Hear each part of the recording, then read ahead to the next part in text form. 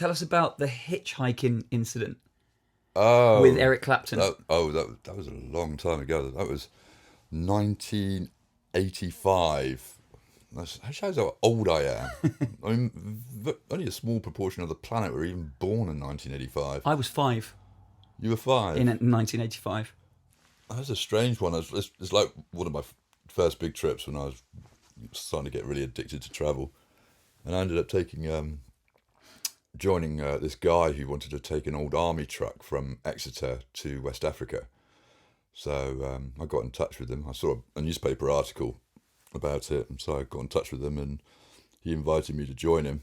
And yeah, we set off from Topsham, just outside of Exeter, and drove down through Europe and crossed over to North Africa and across the Sahara. Ended up in Niamey, Niger. But yeah, it was coming home that was oddly the most adventurous part of that trip. I basically completely ran out of money. I didn't know what I was doing. I was very naive at the time when it came to travel, etc. And the time I paid for a flight ticket back to Europe, I had £10 left. So I flew. I couldn't afford to fly back to the UK. I could only afford to fly to Marseille in south of France, and arrived there with £10 in my pocket, and I had to get somehow back to Europe, the UK.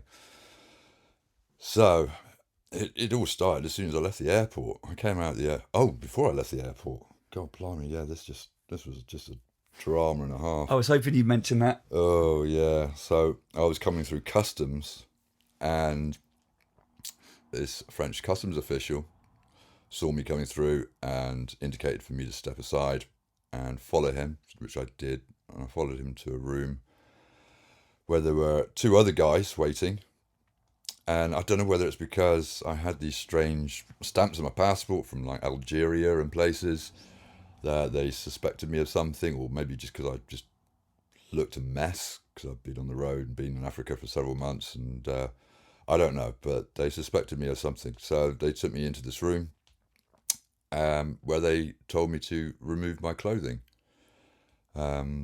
which for like an 18-year-old, well, for anybody is quite unnerving, quite terrifying. I had to do it, so I had to remove all my clothing. 2 guys were taking all my stuff apart, my pack, and they tested all my tablets with chemicals. They just pulled everything apart all over this room, all along these tables. And I was body searched.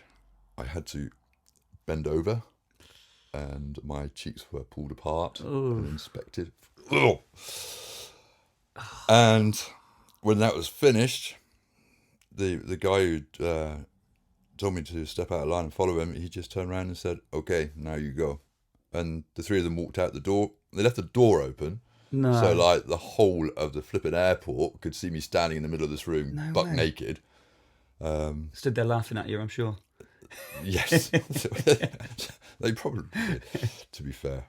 And That's horrendous. yes. So anyway, I got my stuff together, got changed, and got out of the airport. And that was just the beginning of my little Marseille adventure.